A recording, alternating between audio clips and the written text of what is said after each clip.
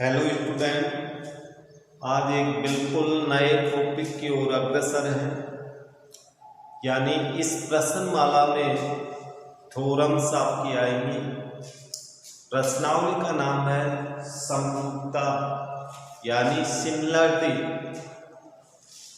और प्रमेय वाली प्रश्नमालाओं में थोड़ा सा अभ्यास अधिक करना पड़ेगा। कुछ आपको समझना भी पड़ेगा, कुछ आपको रटना भी पड़ेगा। जैसे प्रमेय के कथन को तो समझने के साथ ही कथन आपको अच्छे से याद होना चाहिए। थ्योरम्स का अर्थ है कि जो रैखिक आकृतियां होती हैं,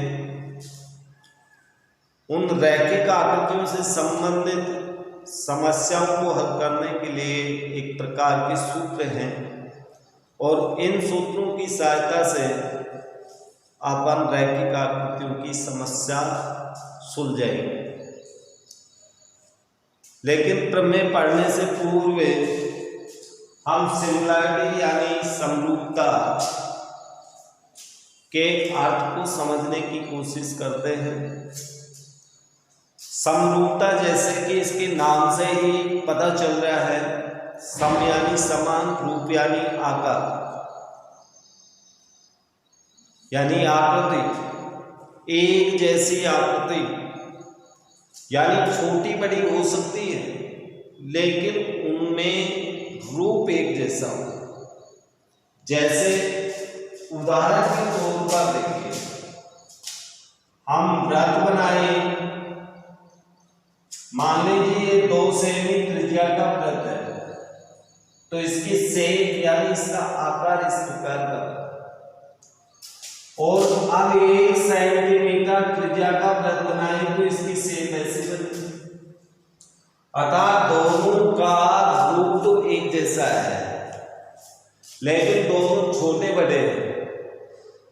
अतः ये दोनों वृत्त समरूप कह सकते हैं, सर्वांग सम नहीं कह सकते। सर्वांग सम आपने पूर्व कक्षा में पढ़ा था। सर्वांग सम का अर्थ होता है कि दोनों आकृतियां बिल्कुल एक जैसी, यानी सभी ओर से बिल्कुल बराबर इक्वल, वो कहलाती हैं समरूप। यानी एक दूसरे को पूर्ण रूप से ढक ले, वो सर्वांग सम कहलाती है।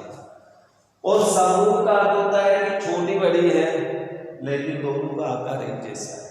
जैसे 2 वृत्त छोटे बड़े हो सकते हैं, त्रिज्याएं अलग अलग है, लेकिन शेप दोनों की एक जैसी।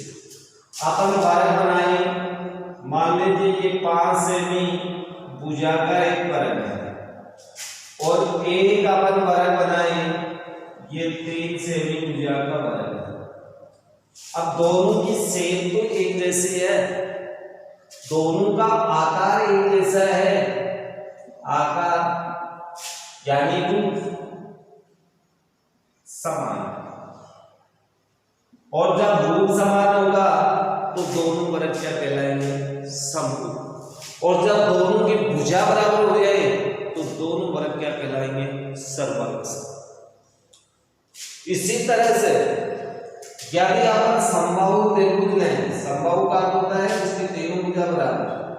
ये मान लीजिए 5-5 सेंटीमीटर की भुजा से एक समबाहु त्रिभुज बनाया है ABC, जिसकी भुजा 5-5।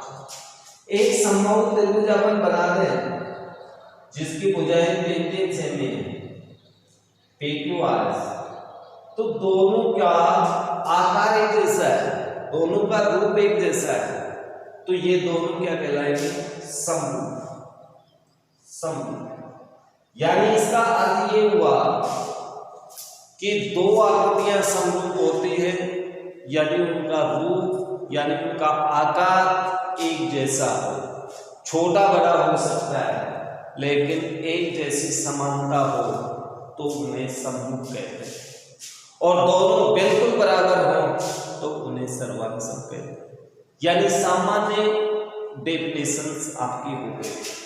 इसी प्रकार अपन ये कह सकते हैं कि 2 वृत्त, कैसे भी 2 वृत्त ले लीजिए, हमेशा समरूप होते हैं, हमेशा क्या होते हैं, समरूप, लेकिन हमेशा सर्वांग सम नहीं होते। वो सर्वांग सम तो तभी होते हैं जब उनकी त्रिज्याएं बराबर। दो वर्ग भी हमेशा समरूप होते हैं, लेकिन दो वर्ग हमेशा सर्वांग सम नहीं होते। दो समबाहु त्रिभुज हमेशा समरूप होते हैं। दो रेखाखंड, मान लीजिए एक रेखाखंड आपका ये है AB और दूसरा रेखाखंड अपन खींचे PQ, दोनों हमेशा क्या है, समरूप। दो बिंदु हमेशा समरूप होते हैं। तो इस प्रकार से समरूपता की डेफिनेशन बिल्कुल सामान्य शब्दों में ये हुई कि कोई भी दो आकृति जिनका आकार एक जैसा हो, जिनका रूप एक जैसा हो, लेकिन छोटे बड़े हो सकते हैं, इस उन्हें समरूप कहते हैं। अर्थात जैसे मान लीजिए कि दो व्यक्ति, एक छोटा बालक और एक बड़ा बालक, हमेशा समरूप होते हैं। क्यों? क्योंकि दोनों में समरूपता है, दोनों का आकार एक जैसा है। कोई दो पैर, दो हाथ, दो नाक, दो कान, आंखें, इस प्रकार से, तो दोनों में सिमिलरिटी होती है, लेकिन सर्वांग समता नहीं होती। ओके, तो ये समरूपता की डेफिनेशंस थी। इस प्रकार से समरूपता की परिभाषा, दो आकृतियां आकार या रूप में बिल्कुल इक्वल हो, एक जैसे हो, तो उन्हें समरूप कहते हैं। समरूपता का संकेत, यानी दोनों आकृतियों के बीच में ये चिन्ह लगा दे तो ये समरूपता पढ़ा जाएगा, इसको समरूपता बोलते हैं।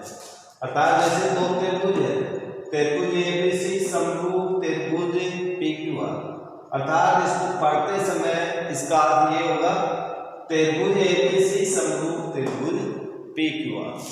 और यदि समरूपता वाले चिन्ह के नीचे बराबर लगा दें तो ये कहलाता है सर्वांग सम।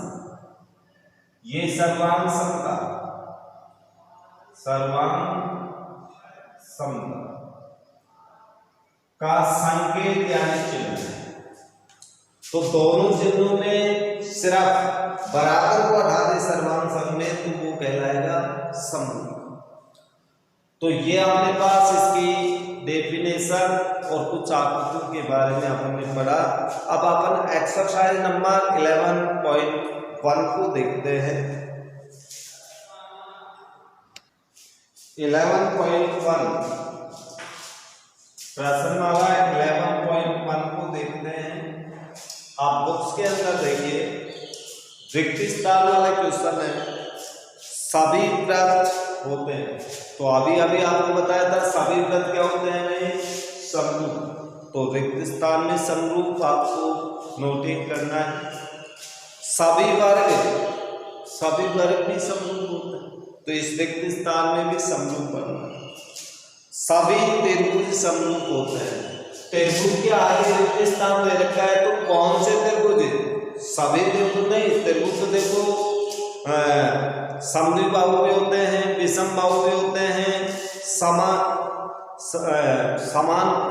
समकोण वाले त्रिभुज भी होते हैं, अधिकोण वाले भी होते हैं, न्यूनकोण वाले भी होते हैं, लेकिन वो सब समरूप नहीं होते, केवल समबाहु त्रिभुज। तो इस रिक्त स्थान में समबाहु त्रिभुज आपको लिखना है। भुजाओं की समान संख्या वाले दो बहुभुज होते हैं। बहुभुज, कोई भी दो बहुभुज समरूप होते हैं यदि उनके कोण बराबर हों और उनकी भुजाओं का अनुपात बराबर हो। तो ए में आप लिखना समान कोण, संगत कोण बराबर हो, और बी में आप लिख देना भुजाओं का अनुपात बराबर हो। यानी ए रिक्त स्थान में आपको लिखना है संगत कोण समान, और बी रिक्त स्थान में लिखना है संगत भुजाएं समानुपाती, ये आपकी इस कार्य की पूर्ति होगी। क्वेश्चन नंबर 2 में सत्य असत्य बताना है, तो ये सब आप देख लेंगे इन क्वेश्चनों को। जितने अपन ने डेफिनेशन में चर्चा की थी सारे आंसर उसी में मिल जाएंगे। फिर भी कोई क्वेश्चन इसमें समझ में नहीं आए तो आप पूछ लेंगे। अब इसके बाद आप देखते हैं त्रिभुजों की समरूपता। कोई भी दो त्रिभुज समरूपता होते हैं, कैसे होते हैं, उसके लिए आपके पास क्या कंडीशन होनी चाहिए, क्या शर्त होनी चाहिए जिससे कि दो त्रिभुजों को हम समरूप लिख सकें। तो इसके लिए आपको इन निम्न दो शब्दों को याद रखना पड़ेगा। त्रिभुज की समरूपता, त्रिभुजों की समरूपता। तो इसमें आपको दो त्रिभुज समरूप होते हैं यदि दो से अधिक भुजा वाले किसी भी आकृति को अपन बहुभुजी कहते हैं, तो बहुभुज वाली डेफिनेशन इसमें लागू हो। यदि आपके पास पहली शर्त संगत कोण समान यानी बराबर हो, और दूसरी शर्त है संगत भुजाएं का अनुपात बराबर।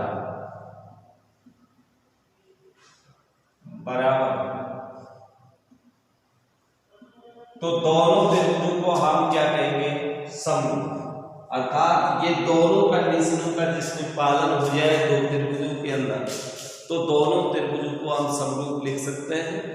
या दो त्रिभुज अपन को समरूप दे रखे हो तो संगत कोण भी बराबर होंगे, संगत भुजाएं भी समानुपाती होंगी। अर्थात ये आपका आंसर होगा। यदि इस कंडीशन का पालन होता है तो दोनों त्रिभुज समरूप होंगे। दोनों त्रिभुज समरूप होते हैं तो ये दोनों कंडीशन लागू होंगे। दोनों तरफ से याद रखना है आपको, उल्टे भी और सीधे। अर्थात इसको अपन इस प्रकार से समझ सकते हैं, त्रिभुज एबीसी और त्रिभुज दूसरा अपन लिख देते हैं पीक्यूआर समरूप होंगे यदि इसमें ये दोनों शर्त पालन होती हो। यदि कोण ए इसके संगत कोण P के बराबर हो, इसका कोण B इसके कोण Q के बराबर हो, इसका कोण C इसके कोण R के बराबर हो। एक शर्त। नंबर 2 शर्त, यदि इसकी भुजा AB है तो AB के संगत देखो PQ आ रही है, इसका अनुपात इसकी दूसरी भुजा के संगत इसकी दूसरी भुजा का अनुपात और इसकी तीसरी भुजा AC के संगत इसमें आएगी PR। तो ये भुजाएं समानुपाती हो तो हम ये लिख सकते हैं त्रिभुज ABC समरूप त्रिभुज PQR। अब देखिए प्रश्नमाला आपकी प्रमेय से संबंधित है, थ्योरेटिकल भी है, डेरिवेटिव भी है, यानी आपको इसमें समझने के साथ साथ लिखना और रटना दोनों कार्य भी आपको करने पड़ेंगे, अर्थात लैंग्वेज भी होगी। तो आप इन चीज़ों को याद करेंगे तब जाके आगे समझ में आएगा। थोड़ा सा अभ्यास ज़्यादा करेंगे तब ये अच्छे से समझ में आएगा।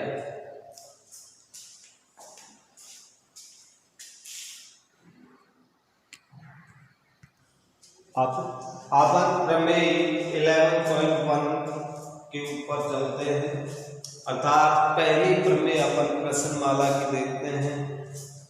और इससे पहले अपन ने इस पूरी बुक में प्रमेय पढ़ी भी नहीं है, यानी ये आकृतियों से संबंधित पहली प्रमेय है। 11.1 मोस्ट इम्पोर्टेंट प्रमेय है, यानी बोर्ड 2021 में काफी इम्पोर्टेंट प्रमेय बन रही है, आने के चांसेस भी हो सकते हैं लगभग, या फिर इसके ऊपर आधारित क्वेश्चन आएगा। लेकिन क्वेश्चन हल करने के लिए भी आपको प्रमेय आना जरूरी है, यानी प्रमेय याद रहना जरूरी है। अब प्रमेय क्या है? प्रमेय ये है कि यदि किसी त्रिभुज की एक भुजा के समांतर खींची गई रेखा, त्रिभुज की एक भुजा के समांतर खींची गई रेखा शेष दोनों भुजाओं को समान अनुपात में विभाजित करते हैं। यही आधारभूत या इसी का दूसरा नाम थेल्स प्रमेय है। यानी इस प्रमेय को अपन जब सिद्ध करेंगे तो सिद्ध करने के लिए भी हमें निम्न 4 पॉइंटों से गुजरना पड़ेगा, यानी 4 बिंदुवत आप सिद्ध करेंगे। जैसा किताब में है वैसा सिद्ध नहीं करें, लेख रूप में नहीं करना है, आपको पॉइंट वाइज सिद्ध करना है। फर्स्ट पॉइंट होगा दिया हुआ, दूसरा पॉइंट होता है सिद्ध करना, तीसरा रचना यदि करनी हो तो, और चौथा पॉइंट होगा उत्पादक। सारे के सारे नंबर उत्पादक के हैं। दिया हुआ आपके प्रश्न में है, प्रश्न इसी प्रकार से आएगा, सिद्ध कीजिए त्रिभुज की एक भुजा के समांतर खींची गई रेखा उसके शेष भुजाओं को समान अनुपात में विभाजित कर। शेष 2 भुजा बची, उनको बराबर अनुपात में विभाजित करते हैं। तो आइए इस प्रश्न को हल करते हैं। अपन सबसे पहला बिंदु दिया हुआ लिखना है, दूसरा बिंदु आप लिखेंगे सिद्ध करना किसी भी प्रमेय के लिए, और तीसरा बिंदु होगा आपका रचना। रचना कुछ प्रमेयों में नहीं भी होती, कोई जरूरी नहीं, लेकिन अधिकांश प्रमेय में रचना करनी पड़ती है। नंबर 4 उपपत्ति। उपपत्ति के आपके पूरे नंबर होते हैं, क्योंकि इसका मूल जो पार्ट होता है यही होगा। अब दिया हुआ तो आप जो आकृति मानेंगे उसी को लिखना है।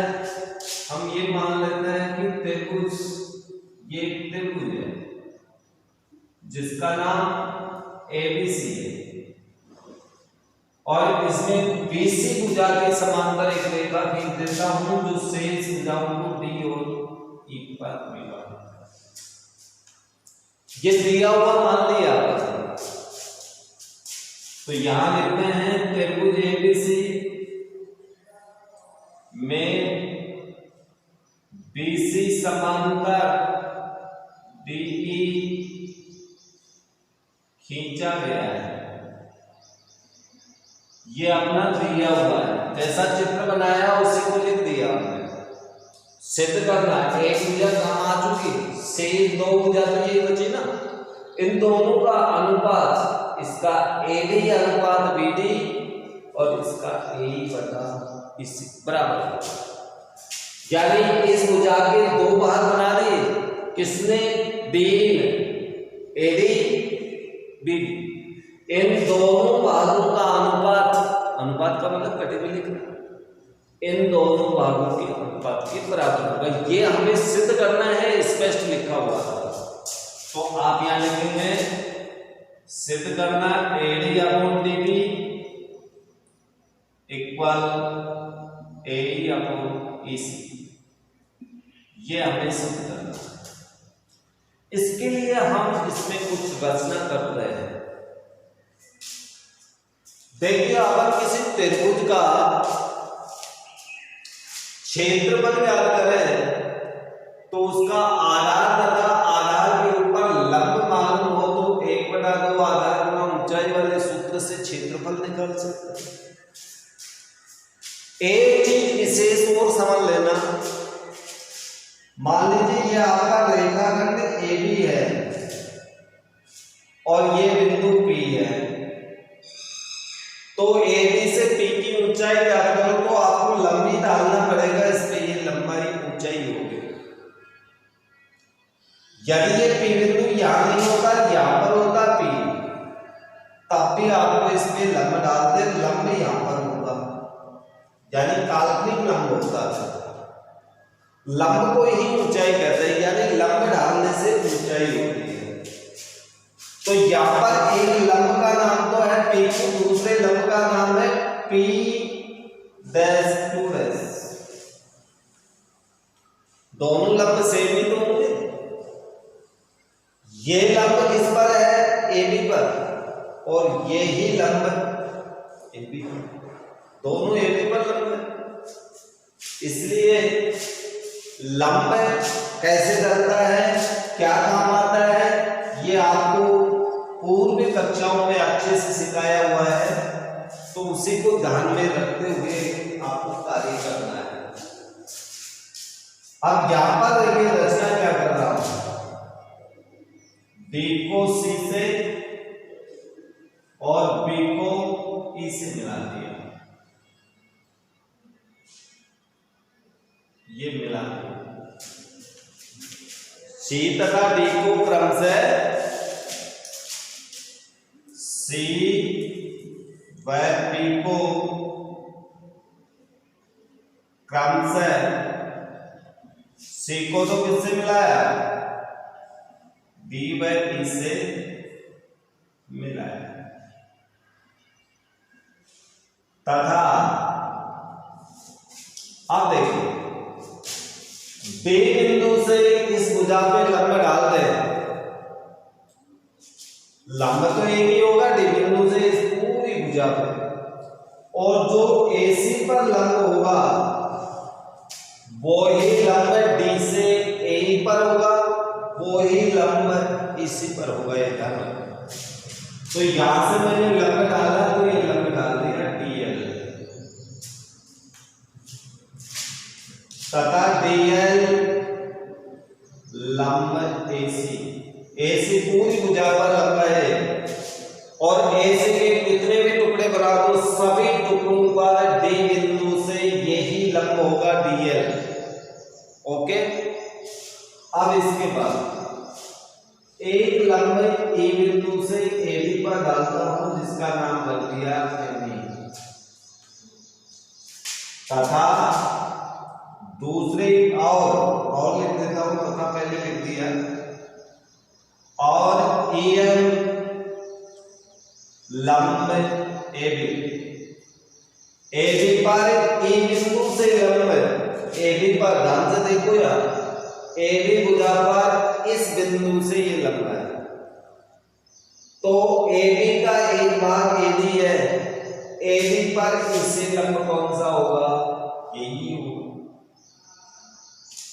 इसका एक भाग BD की है, तो E बिंदु से BD या BD से E की ऊंचाई भी कोई होगी ME, ये आप ध्यान रखना, ठीक है। रचना अब ऊपर आप लोगों ने पूर्व कक्षा में पढ़ा था, एक ही आधार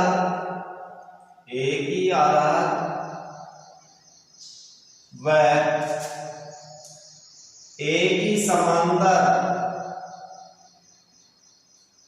रेखाओं के मध्य स्थित त्रिभुज क्षेत्रफल में समान होते हैं।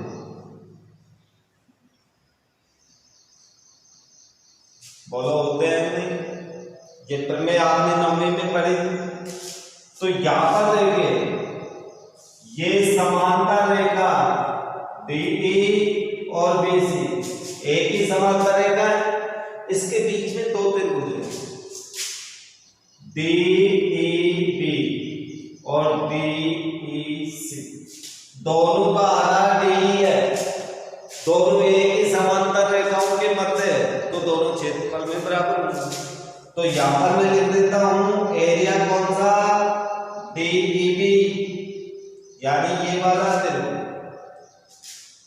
बराबर एरिया दूसरा त्रिभुज DEC।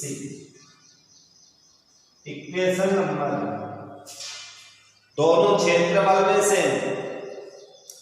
अब इसके बाद में हम क्षेत्रफल निकालते हैं। एरिया ADE में किसका भाग है वो, एरिया DEB, और यदि इसी त्रिभुज में ADE में इस त्रिभुज का भाग दो तो क्षेत्रफल तो बराबर ही आएगा ना। क्यों? क्योंकि जिसका भाग दिया ये दोनों त्रिभुज क्षेत्रफल में सेम है। ऊपर वाले एक ही त्रिभुज में चाहे इसका भाग हो चाहे इसका भाग हो, भागफल तो दोनों में सेम ही आएगा। Equation number 2। यहां तक कोई दिक्कत हो तो बोलिए। अब इसके बाद में क्षेत्रफल ज्ञात कर देता हूं। इस त्रिभुज का क्षेत्रफल 1/2 आधार गुणा ऊंचाई। आधार तीनों में से किसी भी भुजा को ले सकते हैं आप, ये जरूरी नहीं होता कि नीचे वाले भुजा को ही आधार दिया जाए।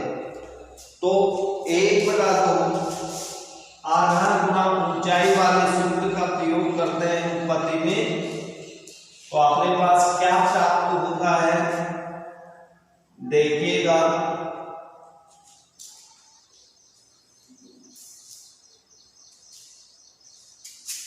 चलो जी सूत्र लगाओ। 1/2 आधार इसमें मैं ले रहा हूं AD आधार है, तो इस त्रिभुज की ऊंचाई तो E तक होगी और E तक लंब की लंबाई है ME गुणा ऊंचाई लंब ME, या EM भी लिख सकते हो, EM लिख देता हूं बटा नीचे देखिए त्रिभुज DEB ये वाला त्रिभुज है, ओके।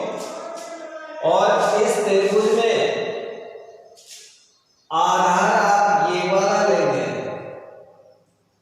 तो इसकी ऊंचाई कौन सी होगी। चलो इसके स्थान पे आप ये वाला ले लीजिए, ये वाला त्रिभुज DEB है ना, तो DEB में आधार ये ले तो इसकी ऊंचाई तो E तक होगी, तो E तक आपकी ऊंचाई कौन सी होगी, ये वाली।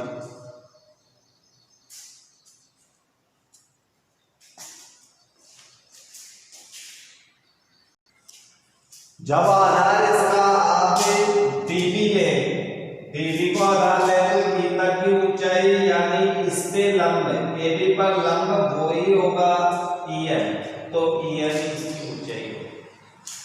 तो 1/2 आधार कौन सा होगा BD, तो ऊंचाई तो EM ही है इसकी, क्योंकि E बिंदु की ऊंचाई AB से EM है, चाहे उसमें AD लो चाहे BD लो चाहे AB लो, इक्वल 1/2 इनटू। अब इसमें आधार जो आपका त्रिभुज ये वाला है, इसमें आधार A ही ले रहा हूं, A ही आधार लेंगे तो ऊंचाई आपकी DL होगी अपॉन 1/2 इनटू इस त्रिभुज का आधार मैं ले रहा हूं कौन सा, इसी इससे आधार लेता हूं तो इससे की ऊंचाई डी तक आपकी कौन सी होगी, डीएल। जो करता है काट दीजिए, शेष बचे को लिख दीजिए।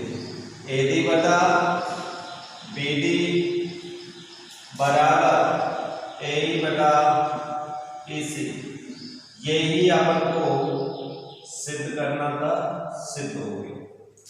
तो ये अब आपको ध्यान में रखना पड़ेगा, यानी ये सूत्र याद रखना पड़ेगा कि यदि किसी त्रिभुज की एक भुजा की समांतर रेखा खींची जाए तो वो शेष भुजाओं को बराबर अनुपात में विभाजित करती है। एक सूत्र आपका ये हो गया। और इसी प्रमेय से ये भी निकलता है, ये जरूरी नहीं कि ये पार्ट बराबर हो, ऊपर वाला पार्ट बटा पूरी भुजा के भी, तो उधर भी ऊपर का पार्ट ए अपॉन एसी होगा। इसी प्रमेय से ये सूत्र भी लगा सकते हैं और इसी प्रमेय से हम इस सूत्र का प्रयोग भी कर सकते हैं। नंबर 3, या नीचे वाला पार्ट बीडी बटा पूरी भुजा एबी, तो इधर भी नीचे वाला पार्ट एसी बटा पूरी भुजा एसी, और इनके विलोम भी इनके उल्टे कर दिए जाए वो भी सकते होंगे। तो 3 ये और 3 इनके उल्टे, यानी कुल मिलाकर 6 सूत्र हो गए। जब अपने पास क्वेश्चन आएंगे तो उन क्वेश्चनों में केवल आधारभूत अनुपातिकता प्रमेय का प्रयोग करके सीधे डायरेक्ट सूत्र का ही प्रयोग अपन करेंगे। अब इस प्रमेय को एक बार अपने नोटबुक में आप खुद अभ्यास के साथ निकालें, जिससे कि ये याद भी हो जाए और आपके समझ में अच्छे से आ जाए।